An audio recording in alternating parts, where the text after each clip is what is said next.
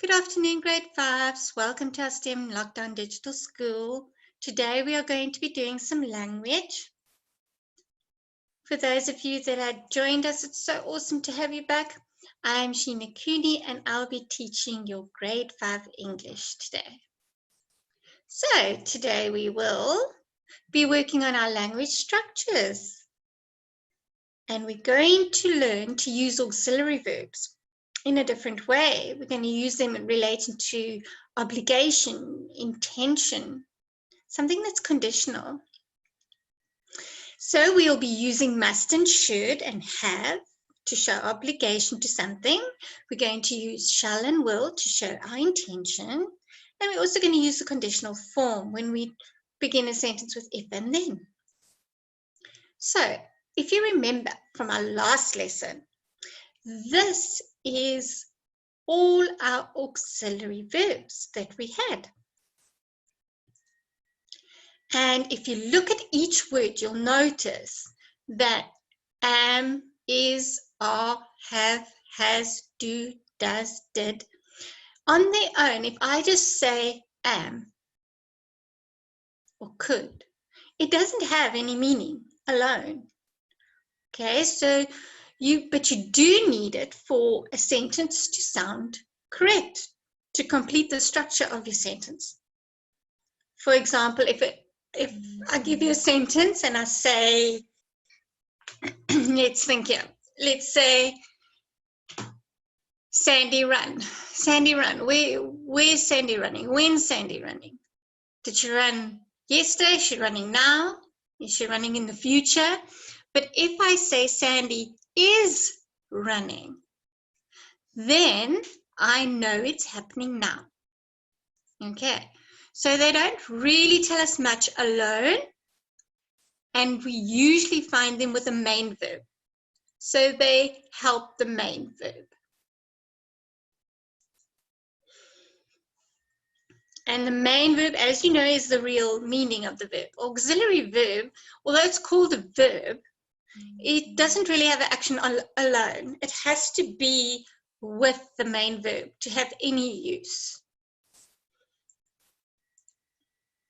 So we can also call them modal verbs. Auxiliary verbs come under different types. Okay, they have different names. Like you have different names. You might have a middle name, you have a surname, you have a first name, but you're still the same person. So a modal verb is an auxiliary verb, but it's just a type of verb. It's still a helping verb. It's got many names: helping verb, auxiliary verb, modal verb. All right. So do not let that confuse you.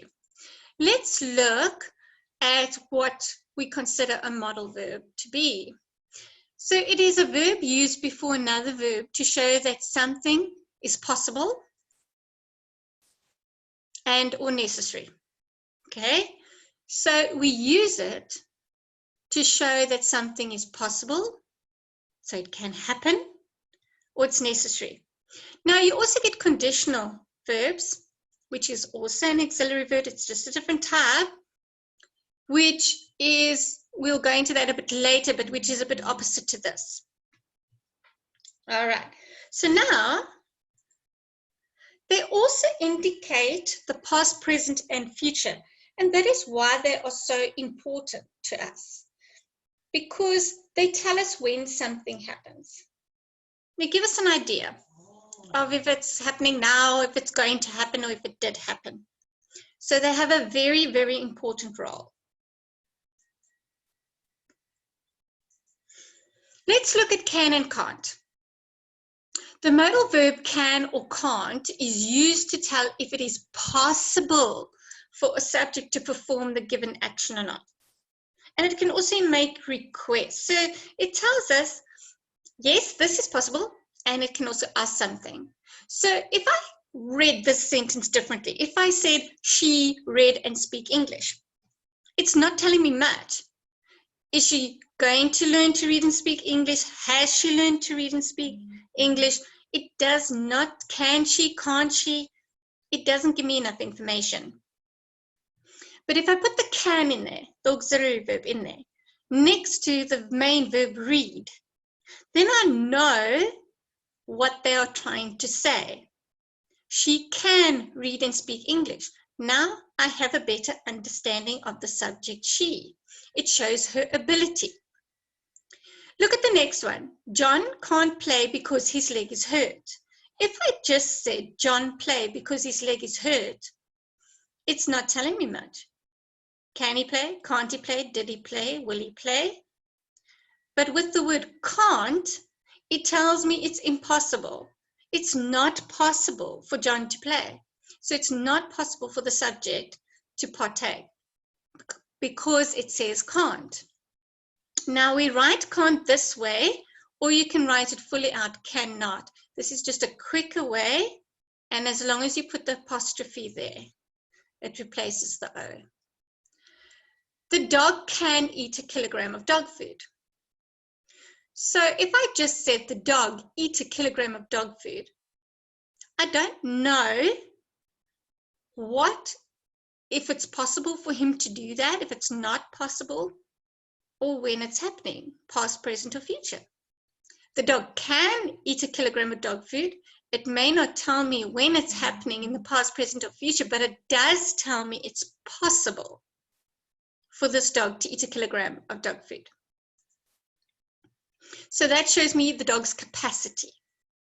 Okay, we can win if we practice. Once again, that shows us that something is possible. So can shows us that something is possible, and can't that it's not possible. Now you can also use it to ask a question. So if you want to make a request, not just any question, it's a specific type of question.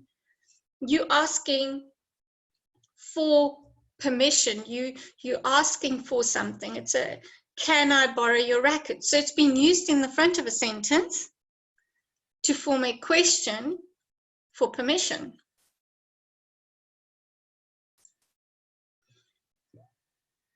So this is the auxiliary verb can and can't. This is how you can use them effectively and correctly. Now, if I look at this one, here's a little cartoon for you. I might as well work. I'm in a bad mood anyway. Okay, so there you have your auxiliary verb might. Okay, so might and may are the same, just used in a different way. Okay, so the verb may is used to make a wish. So that's how you can remember it. May, make a wish. Okay, so this is when you wish for something to be a certain way. So may you win many more accolades. An accolade is a prize or an achievement, or even people clapping hands for you doing so well, you know, applause. So may in this case is not a question or anything like that. It's actually just wishing something good upon another person. May you win many more accolades. So it's a blessing. Then you have it in a question form where you're using it for permission. May I speak with you for a moment? So in this sense, it's a permission. You're asking for permission. May he burn in hell. That would be a curse. So you could give a blessing and a curse, they are opposites, or you could ask for permission. So always think of this one as a wish. If you want to wish for something or have a wish for somebody. We have some examples at the bottom here. Asking for permission, may I ask a question? Giving permission, you may borrow my car. Saying someone has permission, students may borrow books for 14 days. So that gives you a very nice idea of how to use it appropriately. The next model verb, the next verb is conditional, not model. Okay. Model is when you it's something is possible or not possible, etc. Conditional is hypothetical, it's on condition. So It's actually a conditional auxiliary verb would be situations that are not bound to happen or likely to happen, or it's imaginary, it's not realistic. Okay, and there's different ways of using it depending on what you want to use it for. For example, we have, if it rains, we will cancel this trip. So there we use the conditional will, cancel the trip. If it rains, if it's telling us it's unlikely it's going to rain, but it is a possibility. Okay, so it's predicting what you will do in the event something happens, the condition happens. If you study, you will pass the exam. So in the likely situation that you might study, in those conditions, you will pass. So will, won't, with the verb, like will cancel, will pass, they are conditional verbs. So by this condition, if these conditions happen, then this will happen. Okay, the next one is really hypothetical or unlikely. The first one is a possible situation. The second one's unlikely and really hypothetical. If I won the lottery, I would travel a lot. Now, a lottery is like 1 in a million, so to speak. So it's a hypothetical situation of what you would do if this happened. If they sold their house, they would be rich. Okay, so if, which is unlikely that they're going to sell the house, but they would be rich. So would and the verb, would travel, would be, are your auxiliary. Okay. So it talks about now or in the future. Whereas your first conditional talks about in the future. All right, so it's more future tense. The next one, your third conditional, is if you had studied, you would have passed the exam. Okay, so in the event that you studied, you would have. So would have is your conditional verb. It also falls under auxiliary verbs, so you can identify them as that as well. And they're under the same category. All right, so would have is a person imagining a different past. So it's an imaginary situation that did not happen. If I hadn't been sick, I would have gone to a party. So you're imagining something that you can't change. So that would be the words would have.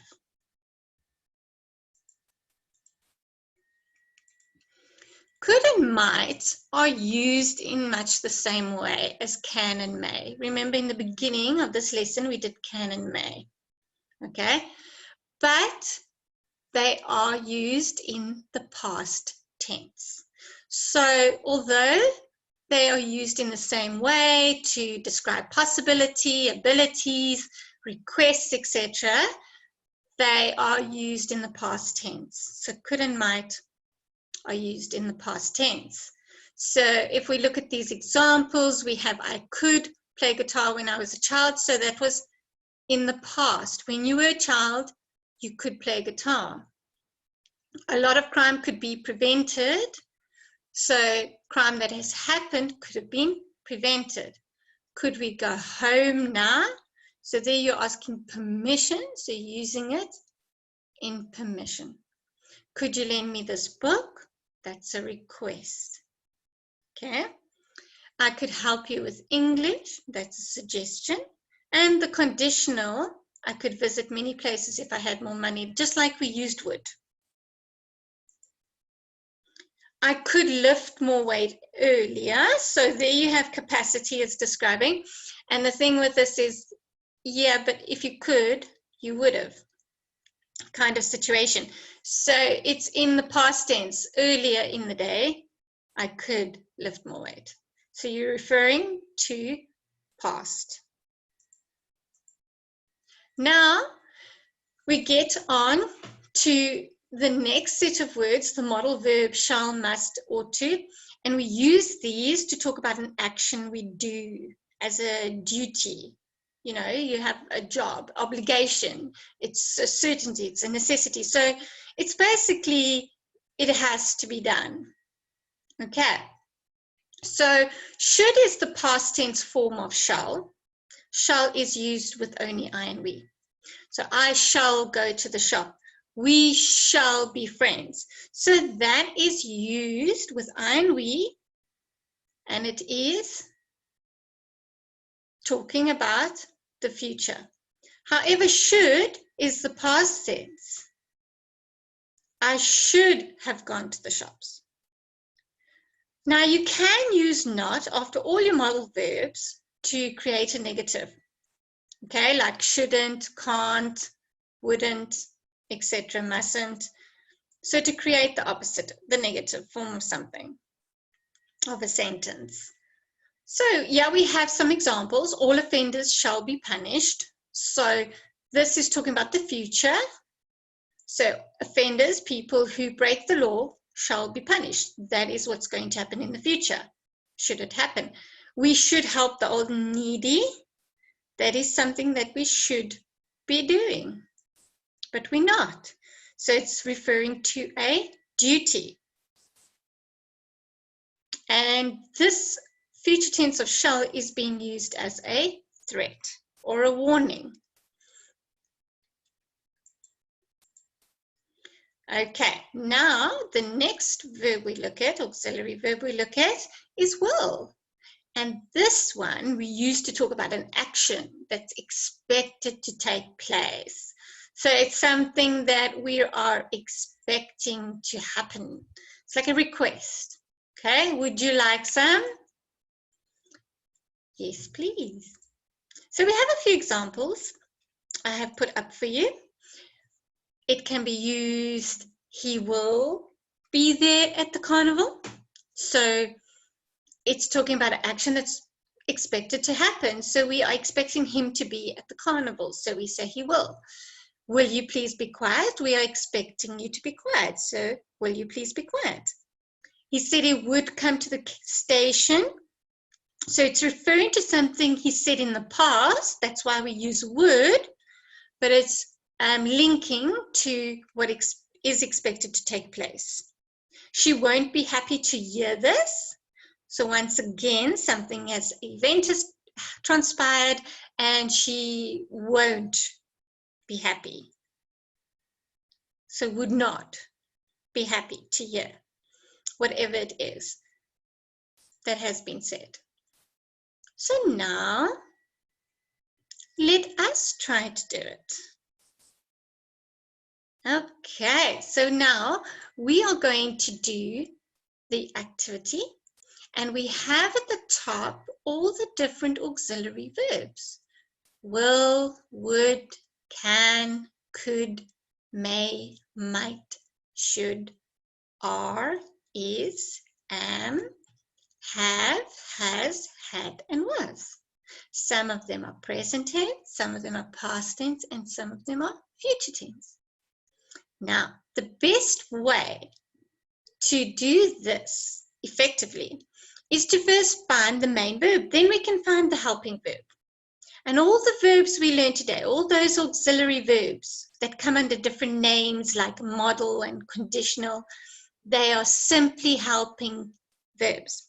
Okay, so you can easily think of them as that. Right, so we are going to do this together. So let's see if you have the same answers as I do. So we first read through the sentences. Your little brother is growing fast. She will play a classical song on the piano. Taylor would enjoy watching Annie the musical. My mother might drive me to Yogurtland. Isaac should listen to his teacher in class. So the easiest way to do this is to find the main verb. If you look at the example, we've got she was eating lunch when the earthquake struck. So what was she doing? The main verb says eating, so we underlined it. Now we know that the auxiliary verb, the helping verb, is before it. She was eating. So that would be your helping verb. Your little brother is growing fast. So what do you think your auxiliary verb would be? There we go. Is. Your little brother is growing fast. Number 2, she will play a classical song on the piano. So now what is she going to do? We ask. Then we know what the main verb will be. Play. She's going to play. Now we can easily find the helping verb. Will. She will play. So it's telling us something she's going to do in the future. Taylor would enjoy watching Annie the musical. So you ask yourself, what would Taylor enjoy?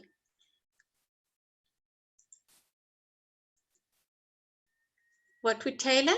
She would enjoy watching Annie the musical. Now you have enjoy and you have watching. So that can be confusing. You're like, okay, which one is the verb? But remember, she's not actually watching right now. So she's not doing that action. So you would look at enjoy. Go for this, the first one. Taylor would enjoy watching Annie the musical. So enjoy is the active verb, your main verb. What then would be your auxiliary? There we go, would. Now, I know auxiliary sounds like a very confusing word, but you know what? It's actually just Latin for helping. Okay, so it means the same thing, it's just in Latin. All right, my mother might drive me to Yogurtland. So what might your mother do? Drive. So how will she do that? When will she do that? What is the possibility? What is the condition? So your helping verb is might. So it's not definite, it's a possibility. She might. Okay. If I had said my mother won't drive me to Yogurtland, then that auxiliary verb would indicate it's not going to happen. Isaac should listen to his teacher in class. So our main verb is listen. And should is our helping verb, which tells us what should happen. Okay, but it's not happening. All right, so now we have the 2 worksheets that we were going to do today. Now on the second one, you can see that we did the first 5 together. Now after this lesson, you can actually do the last few. There's about six left that you can do, and you will be able to find it on your worksheets. This first worksheet is nice because here you can choose. You can choose from the selection they give you. So if you're not sure of which auxiliary verbs to choose from, they at least give you an idea. Okay, so our principle, what working hard? Our principle is, our principle am, our principle does, our principle are. Now, am is only used with I, remember that, okay? Working also indicates that if you say our principle does working hard, those two don't, it doesn't sound right. If it was work, then does would go in very well. Our principle are, you indicating your specific principle, one person. So are is more of a plural form. So you do not use are for one subject. So it's going to be is. Our principle is working hard.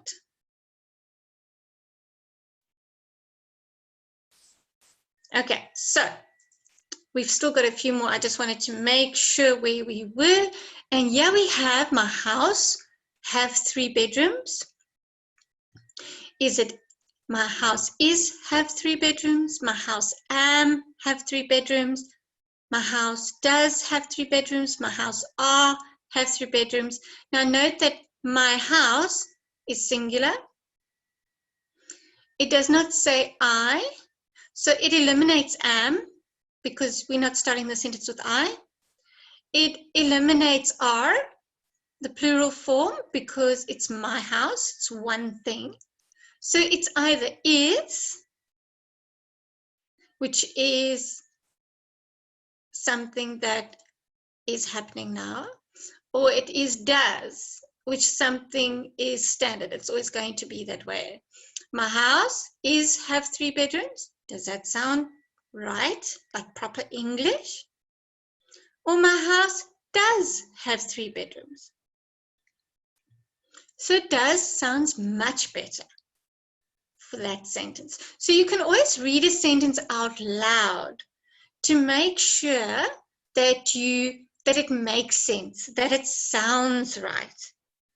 Now, there are times you have to know the rule, because sometimes the way we talk informally, we kind of like tend to say things incorrectly. But if you know your basic rules, then you'll be just fine. Okay, let's do the next one. This one starts at the beginning. Okay, so something is missing in the beginning. We've got is, do, does, and are. So something your cat liked to play with yarn. So you're asking a question. Would it be are? It says your cat, it's singular. So it won't be are. All right. Is your cat like to play with yarn? That doesn't sound right, does it? Do your cat like to play with yarn? Or does your cat like to play with yarn? Which one sounds better to you? Now, the next sentence also has exactly the same auxiliary verbs to choose from. Why would it be different this time? So something your friends want to come over to play is your friends. Now look at that, your friends. That is plural. Your cat in question 4 is singular. So singular, your cat, we used does. For your friends, which is plural, because we know is not going to make sense in the front, and we know are is not going to make sense in the front. So we left with do and does. So now we've figured out does works very well with singular, your cat.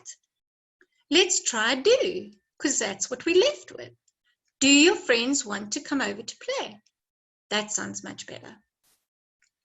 So do you see how you can also use the rule of elimination by knowing your rules?